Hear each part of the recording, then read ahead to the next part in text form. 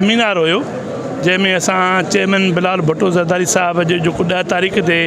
जंहिं इफ़्तिताह कयो त वीट प्रोग्राम में जेका फैसिलिटी ॾिनियूं वयूं आबादगारनि खे घटि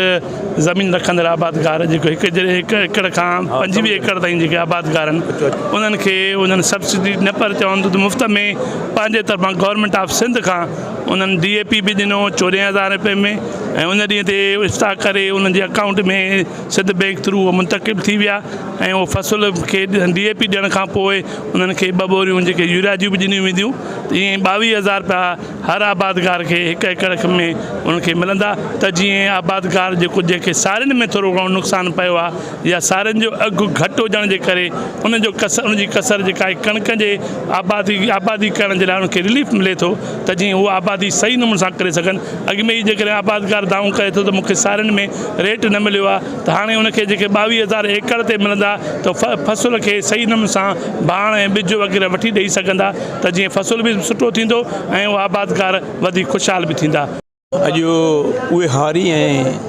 ज़मीनदार जेके आहिनि 10 तारीख़ ते जेको चेयरमैन बिलावल भुट्टो ज़रदारी साहब ऐं CM सिंध जेको प्रोग्राम कयो जंहिंमें 1 खां वठी 25 एकड़नि ताईं जेके आबादगार हुया जिन जो ख़र्च बि न पियो करे कणिक जो फ़सुलु हुजे या सारियुनि जो फ़सुलु हुजे उनखे मदद करण लाइ 56 अरब रुपए जो पैकेज आयो जंहिंमें उन वक़्तु ई जेको आहे न कंप्यूटर ते उन्हनि जेको आहे उते अनाउंस कई बटन दॿायो ऐं उनजे अकाउंटनि में पैसा निकिरी विया। उनखे उजागर करण लाइ हर ज़िले में सेमिनार थियो आहे। पहिरियों सेमिनार असां लाड़काने में बि रखियो आहे। सेमिनार इन करे रखियो आहे त जेके रहिजी विया आहिनि दोस्त ऐं जेके अॻिते जिन दोस्तनि खे पैसा मिलंदा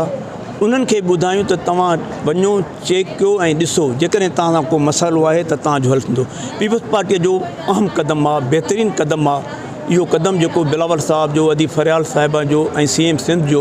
सुठो क़दम आहे त 56 अरब रुपया उन ग़रीब माण्हुनि खे जेकी 2022 खां पोइ एग्रीकल्चर मां चवंदुमि त काफ़ी तबाह थी वई जंहिंजे करे माण्हुनि खे नुक़सानु थियो उन खे जे पूराए लाइ हीउ जेको आहे प्रोग्राम जेको आहे खयूं आहियूं। अॼु असां इन करे हिते आयासीं त जिते मुख़्तियार करण लाइ कुझु ॻाल्हियूं थियूं त उहो जेको आहे असां सभिनी खे पैसा मिलंदा ऐं इंशाअल्लाह हिन फेज़ खां पोइ बाक़ी रहिजी वियल बि दोस्त उन में थींदा। 1 खां 25 एकड़ जंहिंजो बि आहे ऐं उन में जेका फॉर्मेलिटी रहे थी त अलॻि ॻाल्हि आहे। इन्हनि खे कणिक ई पोखणी आहे। जॾहिं कणिक पोखींदा ऐं उन में DAP विझंदा पहिरियों जेको आहे DAP पोखंदा DAP विझंदा त तंहिंखां पोइ 2 बोरियूं जेको आहे तव्हांखे यूरिया भाण जूं विझणियूं पवंदियूं। असांजी इहा बि कोशिशि आहे। मुर्तज़ा वेठो आहे तव्हां प्रेस आहे त असां लेटर लिखियो आहे मां मुतालबो कंदुमि हिन फोरम तां प्राइम मिनिस्टर ऑफ पाकिस्तान खां त शहीद भुट्टो ऐं शहीद बीबी जे वक़्त में RECP हूंदी उहे चांवर खणंदी ही मां लेटर बि लिखियो आहे। तंहिंखां पोइ हिन वीचारे हारियुनि मज़दूर सभई जेके उन्हनि खे पंहिंजो रेट बि सुठो मिलंदो पर अॼु सारियुनि जो रेट घटि आहे